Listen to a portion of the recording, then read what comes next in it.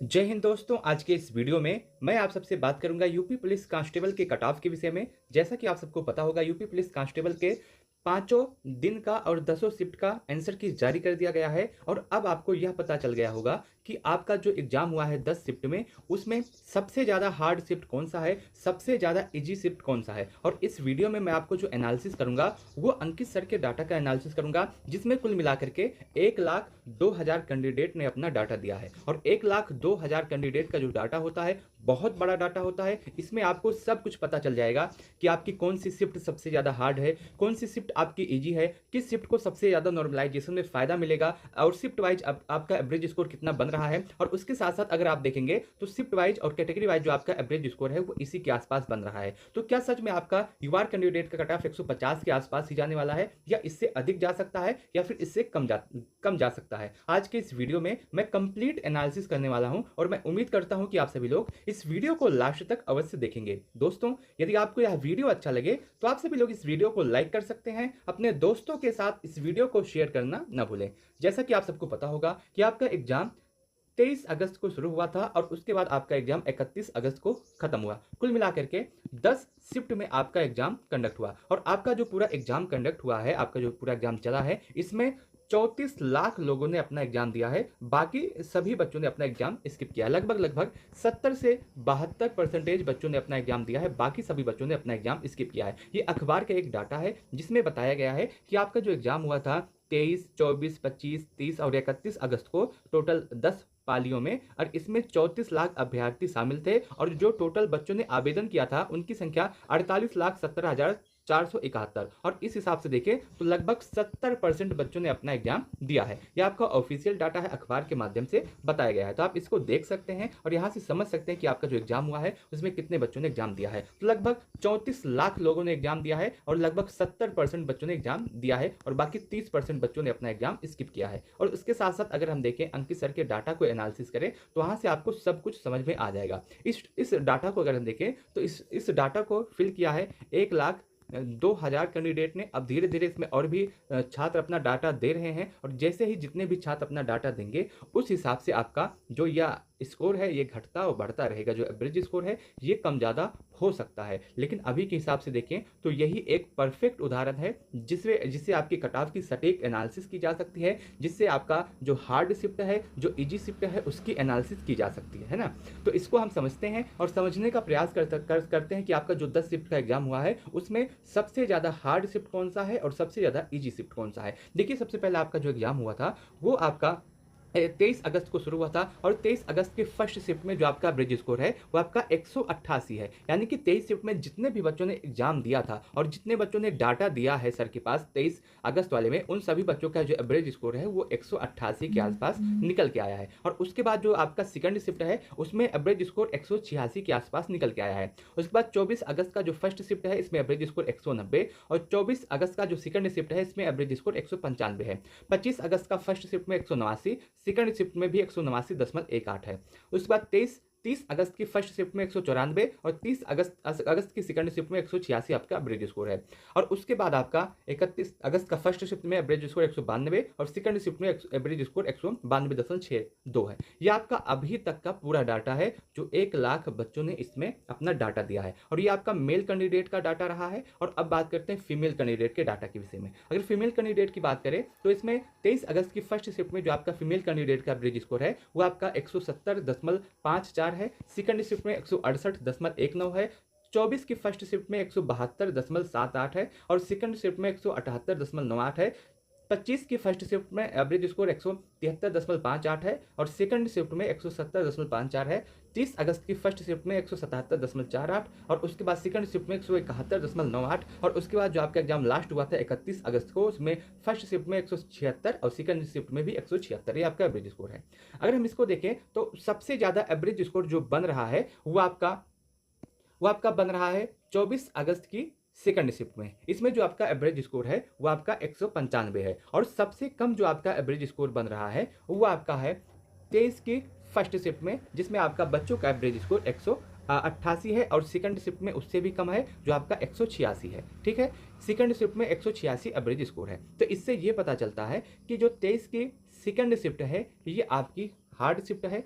Hard shift है तभी इसमें आपका एवरेज स्कोर 186 बन रहा है। अभी के हिसाब से जो 1,02,000 बच्चों ने डाटा दिया है उसके हिसाब से जो 23 का सेकंड शिफ्ट है वो सबसे ज़्यादा हार्ड शिफ्ट है, और उसके बाद जो 24 का सेकंड शिफ्ट है वो आपका इजी शिफ्ट है। लेकिन अगर हम ज़्यादातर छात्रों को देखें तो वो जो 31 अगस्त में जो आपका एग्जाम हुआ है उसको सबसे ज़्यादा इजी शिफ्ट मान रहे हैं, लेकिन 31 अगस्त को जो एग्जाम हुआ था उसमें काफ़ी प्रश्न गलत भी थे, जिसकी वजह से कुछ प्रश्न डिलीट भी हो सकते हैं और कुछ प्रश्न में बदलाव भी होगा जब आपकी रिवाइज आंसर की आएगी, तो वो स्कोर थोड़ा सा कम भी हो सकता है। लेकिन अभी के हिसाब से आपका ये पूरा डाटा है, और ओवरऑल मेल कैंडिडेट में जो आपका एवरेज स्कोर बन रहा है वो आपका 190.522 बन रहा है, और फीमेल कैंडिडेट में जो आपका एवरेज स्कोर है वो 173.708 बन रहा है। तो क्या सच में आपका कट ऑफ इसी के आसपास जाएगा या इससे अधिक हो सकता है? इसके विषय में अब हम बात करते हैं, और उसके बाद बात करेंगे कि आपको नॉर्मलाइजेशन में कितना अंक मिल सकता है और कैसे नॉर्मलाइजेशन होगा। देखिए, अगर हम यूआर कैंडिडेट के एवरेज स्कोर की बात करें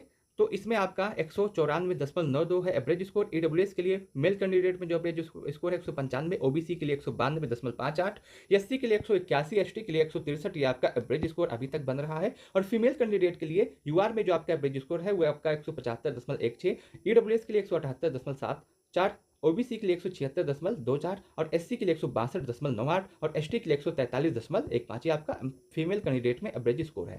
अब बात करते हैं नॉर्मलाइजेशन के विषय में कि आपका जो एग्जाम हुआ है 10 शिफ्ट में उसमें सबसे ज़्यादा हार्ड शिफ्ट कौन सा है, सबसे ज़्यादा इजी शिफ्ट कौन सा है, और किसको नॉर्मलाइजेशन में कितना फायदा मिल सकता है। देखिए, मैं आपको एक बात बता दूं, कोई भी छात्र है अगर उसका एग्जाम 25 की फर्स्ट शिफ्ट में हुआ है और एक दूसरा छात्र है जिसका एग्जाम 31 की सेकंड शिफ्ट में हुआ है, तो 31 की सेकंड शिफ्ट वाला जो भी मतलब जिसका भी एग्जाम जिस शिफ्ट में होता है उस छात्र को वो शिफ्ट सबसे ज़्यादा हार्ड लगती है और दूसरे की शिफ्ट आपकी सबसे ज़्यादा आसान लगती है, यही होता है। और इसीलिए ज़्यादा लोग शिफ्ट के विषय में नहीं बताते कि कौन सा शिफ्ट इजी है कौन सा हार्ड, क्योंकि बच्चों को बुरा लगता है। लेकिन मैं आपको ऐसा नहीं करूँगा, मैं कंप्लीटली एनालिसिस करने का प्रयास करूँगा कि आपका कौन सा है। देखिए, आपका जो एग्जाम हुआ था उसमें जो आपकी 25 अगस्त का एग्जाम है वो आपका सबसे हार्ड शिफ्ट अभी तक माना जा रहा है। जितने भी टीचर है, आप किसी का भी वीडियो देख के सब यही कह रहा है कि जो आपका 25 का एग्जाम हुआ है वो सबसे ज़्यादा हार्ड शिफ्ट है, और जो 31 को और आपका 24 की सेकंड शिफ्ट को एग्जाम हुआ है ये आपका इजी शिफ्ट है। 24 की सेकंड शिफ्ट और 31 की शिफ्ट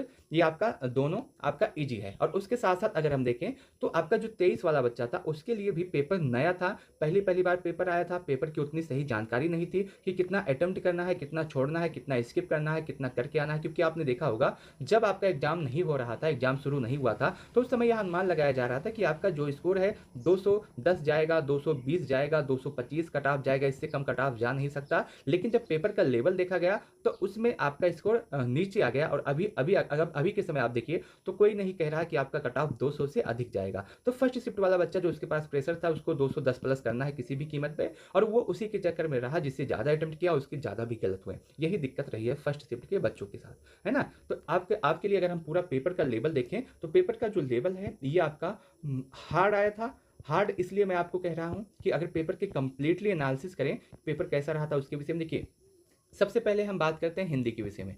हिंदी का जो आपका पेपर था ये आपका बेसिकली इजी था। मान लीजिए आपके एग्जाम में 37 क्वेश्चन आए थे और 37 क्वेश्चन में लगभग 28 से 30 क्वेश्चन आपके इजी थे, लेकिन उसके बाद का जो प्रश्न था वो आपका बहुत ज़्यादा हार्ड था। हार्ड इसलिए था क्योंकि जितने भी साहित्य के सेक्शन से क्वेश्चन आए थे रचना और रचनाकार के, वो बहुत कठिन पूछे गए थे, और उसके लिए किसी को नहीं समझ में आ रहा था कि इसमें कौन सा सही हो सकता है कौन सा गलत हो सकता है। तो वो वाला पोर्शन आपका हार्ड था। अगर गणित की बात करें तो गणित की अगर हम बात करें तो अभी तक गणित में ज़्यादा से ज़्यादा आपके एग्जाम में 18 से 20 क्वेश्चन पूछे जाते थे, लेकिन इस बार आपके एग्जाम में गणित में 25 से 28 क्वेश्चन पूछे गए हैं। गणित का क्वेश्चन बढ़ा है, और उसके साथ साथ कैलकुलेटिव भी बहुत ज़्यादा कैलकुलेटिव था, हार्ड भी था। अगर 25 से 28 में से 6 से 7 या फिर 8 क्वेश्चन देखें तो आपका ये इजी था। इसके बाद जितने भी क्वेश्चन थे वो कैलकुलेटिव थे, जिससे ज़्यादा समय लग रहा था मैथ में। उसके बाद रीजनिंग की बात करें तो आपने देखा होगा पिछली बार जो एग्जाम कैंसिल हुआ उसमें मानसिक अभिरुचि के बहुत ज़्यादा प्रश्न पूछे गए थे, और मानसिक अभिरुचि के बहुत ज़्यादा प्रश्न थे, और छात्र इस बार इसी की तैयारी कर रहा था। 1 घंटा 2 घंटा मानसिक अभिरुचि के लिए दे रहा था। यूट्यूब के बड़े बड़े टीचर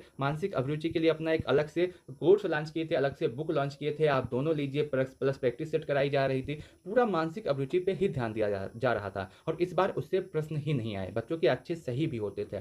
जीके जीएस की लेवल अगर हम बात करें तो बहुत ज़्यादा हार्ड आया था। इसमें से अगर हम देखें, आप जब घर पे प्रैक्टिस सेट लगाते होंगे तो जीके जीएस में आराम से 25 से 28 क्वेश्चन आपके सही होते थे, लेकिन इस बार का जो लेवल आया है एग्जाम में उसमें 15 से 18 क्वेश्चन बहुत दुश्वार हो जा रहा है सही करने में। आप आंसर की में देखिए तो किसी के 15, किसी के 14, किसी के 16, किसी के 18, ऐसे ही सभी के जीके जीएस में सही हुए हैं। तो जीके जीएस का जो लेवल था बहुत ही ज़्यादा हार्ड था। अब बात करते हैं आपके एग्जाम में नॉर्मलाइजेशन के विषय में। देखिए नॉर्मलाइजेशन होता कैसे, पहले इसको समझ लेते हैं, फिर हम बात करते हैं। देखिए मान लीजिए कि आपका जो एग्जाम है वो 1 तारीख को, 2 तारीख को, 3 तारीख को कंडक्ट हुआ है, ठीक है। अब इसमें 1 तारीख में जो बच्चों का एवरेज स्कोर है वो आपका 80 है, 2 तारीख में जो बच्चों का एवरेज स्कोर है वो आपका 90 है, 3 तारीख में जो बच्चों का एवरेज स्कोर है ये आपका 100 है। अब देखिए इसमें 3 तारीख में जो बच्चों का एवरेज स्कोर 100 है तो इसका मतलब पेपर ये इजी था, तभी एवरेज स्कोर ज़्यादा हुआ है। और आपका जो फर्स्ट 1 तारीख वाला जो बच्चों का एवरेज स्कोर वो 80 है, तो ये पेपर हार्ड रहा होगा तभी इसमें बच्चों का एवरेज स्कोर 180 है। तो ऐसा मान लिया जाता है कि पेपर आपका जिसमें एवरेज स्कोर अधिक है वो पेपर आपका ईजी है, जिसमें एवरेज स्कोर कम है तो वो हार्ड है। अब 100 मान लेंगे। अब 100 में इसमें अगर हम देखेंगे तो 100 होने के लिए इसमें 20 नंबर ऐड करना पड़ेगा, इसमें आपका 10 नंबर ऐड करना पड़ेगा, और ये 100 पहले से ही है। तो अगर हम देखें तो फर्स्ट शिफ्ट में जो नॉर्मलाइजेशन के लिए नंबर मिलेगा वो आपका 20 नंबर का फायदा होगा नॉर्मलाइजेशन में। सेकंड शिफ्ट में अगर हम देखें तो उसमें 10 नंबर का फायदा होगा। यही जो आपका नंबर ऐड के समान किया जाता है यही आपका नॉर्मलाइजेशन होता है, और आपके एग्जाम में इसी आधार पर नॉर्मलाइजेशन होगा। और जो हार्ड शिफ्ट है जो अभी आपको मैंने बताया, हार्ड शिफ्ट वालों को आराम से 12 से 15 नंबर का नॉर्मलाइजेशन में फायदा मिलने वाला है, और उसके बाद जो इजी नंबर है उसको 8 से 10 नंबर का, और जो जो आपका इजी नहीं है, जो आपका इजी है, जो हार्ड नहीं है, जो इजी है उसको भी आपका 5 से 6 नंबर का नॉर्मलाइजेशन में फायदा मिल सकता है। यानी कि नंबर कम नहीं होगा, नंबर आपका बढ़ेगा ही बढ़ेगा, है ना।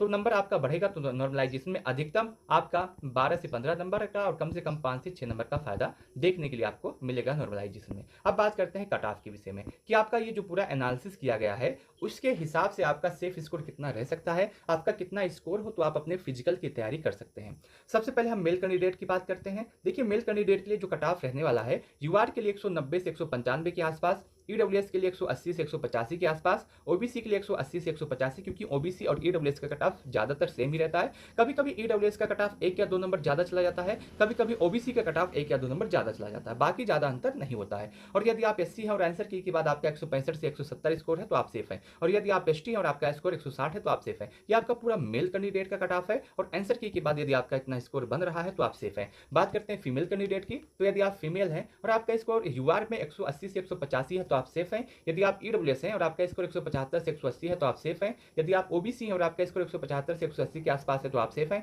यदि आप एससी हैं और आपका स्कोर 160 से 165 के आसपास है तो आप सेफ हैं। यदि आप एसटी हैं और आपका स्कोर 155 से 160 के आसपास है तो आप सेफ हैं। यही आपका कट ऑफ रहने वाला है, और यदि आपका इतना स्कोर हो तो आपको बिना किसी दिक्कत के, बिना किसी परेशानी के, बिना किसी संशय के आप अपने फिजिकल की तैयारी कर सकते हैं। और कमेंट सेक्शन के माध्यम से जरूर बताइएगा कि आंसर के आने के बाद आपका कितना स्कोर बन रहा है। मैं आपको बताने का प्रयास करूंगा कि उतने स्कोर के साथ आपको फिजिकल की तैयारी करनी चाहिए या फिर नहीं, कि आपका फाइनल सिलेक्शन हो सकता है या फिर नहीं। बाकी मैं उम्मीद करता हूं कि आपको यह पूरा वीडियो अच्छा लगा होगा, पूरी एनालिसिस अच्छी लगी होगी। इस वीडियो को लास्ट तक देखने के लिए आप सबका बहुत बहुत धन्यवाद।